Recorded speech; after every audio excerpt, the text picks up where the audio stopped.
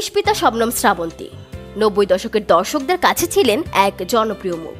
মিষ্টি হাসির মায়াবী এই শিল্পী মাত্র 3.5 বছর বয়সেই জাপানের একটি অনুষ্ঠানে নৃত্য পরিবেশনের মাধ্যমে সাংস্কৃতিক অঙ্গনে পদাচরণ করেন। অল্প বয়সেই বিটিভির নতুন করে প্রতিযোগিতায় নৃত্য শাখায় বিজয়ী হয়ে সবার নজর কাড়েন। এরপর ধীরে ধীরে তিনি হয়ে ওঠেন টিভি নাটক, বিজ্ঞাপন চিত্র ও ম্যাগাজিনের পরিচিত মুখ।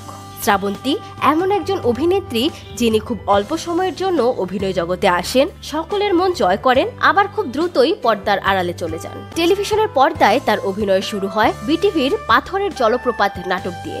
একের পর এক নাটকে অভিনয় করতে করতে হঠাৎ তিনি সিনেমা জগতে প্রবেশ করেন।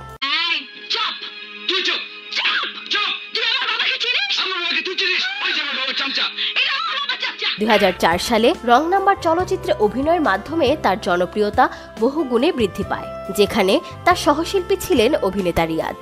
একই বছর নুরুল হুদা একদা ভালোবেসেছিল নাটকে শেফালি চরিত্রে তার অভিনয়ও ব্যাপক প্রশংসা কুড়ায়। এছাড়াও হুমায়ুন আহমেদের রচনায় ও আবুল হায়াতের পরিচালনায় বিটিভির জ্যোৎস্নার ফুল ধারাবাহিকে তার অসাধারণ অভিনয় দর্শকদের মুগ্ধ করে। পাশাপাশি তিনি বিজ্ঞাপনের মডেল হিসেবেও কাজ করে দর্শক ভক্তদের কাছে প্রিয় হয়ে ওঠেন। 2003 থেকে 2006 সাল পর্যন্ত একাধিকবার মেরিল প্রথম আলো পুরস্কারে মনোনয়ন ও বিজয় তার প্রতিভার স্বীকৃতি হয়ে ওঠে।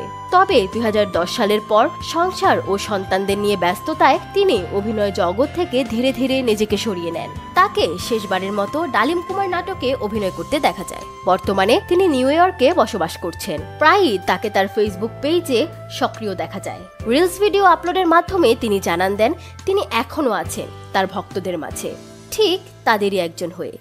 আচ্ছা, আমার একটা কথা বলছে, মেয়েরা বাবা গরিব বলে মানিয়ে নেয়, স্বামী গরিব বলে মানে না? কে স্বামী বদলানির সুযোগ আছে, কিন্তু বাবা বদলানির তো কোনো সুযোগ নাই।